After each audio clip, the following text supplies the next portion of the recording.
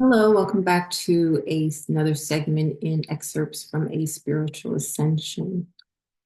So, been thinking about I think when you get to a certain point, well, my age also, um, because I guess I've landed right after my 5 year journey, and all of a sudden I look back, it's like, well, where did these 5 years go? You know? And it's like, in a way, you say that you lost these 5 years. But when I started out, I don't tell you my age, but I don't really care. I was 54 when I started out. And you may also be going through this later in life. Okay. Not for everyone, but I also feel like spirit could be your late 40s, early 50s, something like that. Um,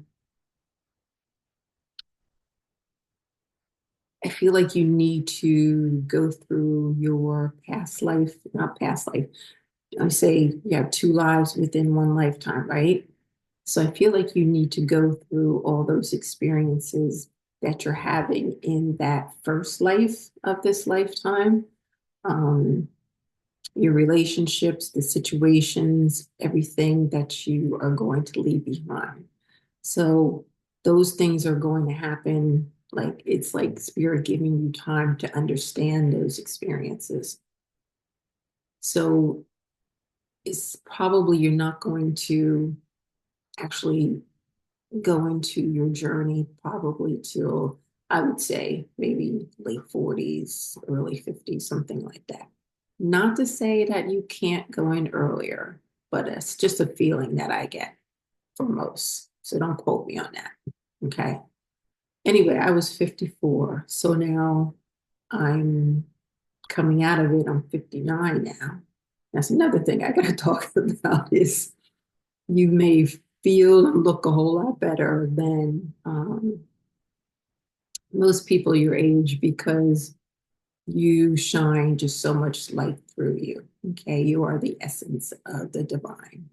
And a lot of deeply spiritual people will have this certain look about them, and that's what attracts other people to you. Okay. So, anyway, what I was talking about was um, feel like I lost these kind of in a way these 5 years, and all of a sudden now I'm 59 on the other side, getting ready to be 60 soon. And like saying to myself, oh my God, now all of a sudden I have to like, it's almost retirement. And also understand that because I've gone through that, I worked hard all my life taking care of children and working, full-time jobs and working on Wall Street and doing all the commuting and just a lot of heavy, um, tiresome work. And now going through this 5 years are really being, put through the mill spiritually. And now it's time for rest from all of that. Rest in a way that you no longer, you're going to now come into your abundant life. And the divine never wanted you, any of us, to have a heavy work filled life where we're not balancing, our spiritual self um, with the work we have to do to say take care of our families. So anyway,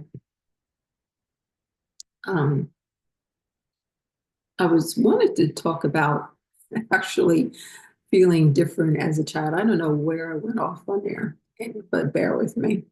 So if you agree with me on this, but there was a lot of things growing up for me that made me different than other people. And I'm not sure if you agree with me on these things. Like when I was born, I my parents didn't make it to the hospital, so I was born in the back seat of my father's 1960, I believe, Chrysler New Yorker convertible.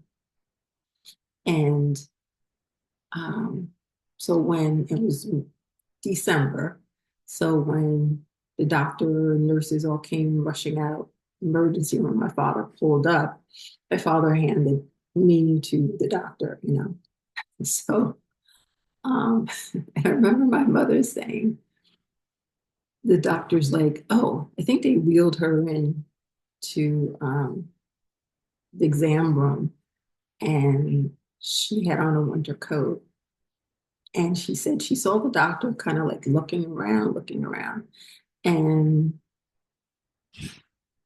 she figured out what he was looking for. And she says, I think it's under me, but he was looking for the placenta. So that was always like a little funny thing. Anyway, um, my sisters were 7 and 5 years older than me. So they were tight. And then here I come 5 years later. And I since they, you know, were always in the room together, I always felt separated. And I was the one who, you know, the little one. They wouldn't tell me anything. They wouldn't include me in anything. They kept things from me whenever there was some kind of family discussion or whatever. I was always the last to know. Um,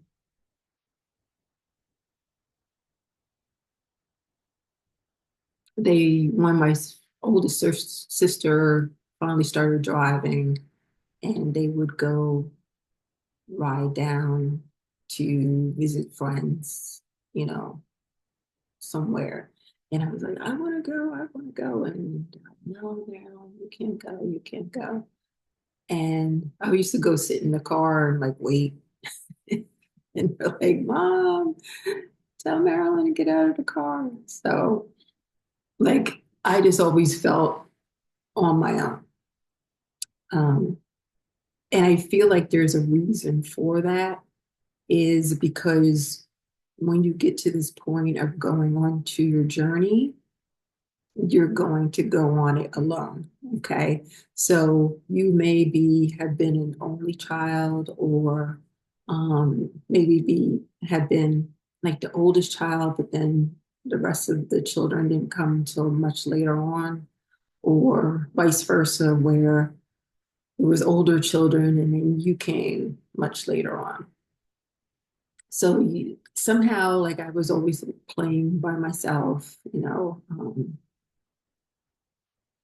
even with my friends that I had on the street, we used to play. I still always felt different than everyone else. So I don't know if you can relate to that. I never was super afraid to ever be in like a fight or anything. And so all my life, I've never been in any kind of altercation. And I don't know if you could relate to that too. Also being psychic, even, you know, this comes through my bloodline, my mother, my grandmother, having these experiences as a young child, and feeling very much alone having those experiences because I didn't know how to explain, you know, any of that to my family. And plus, they were so religious at the time.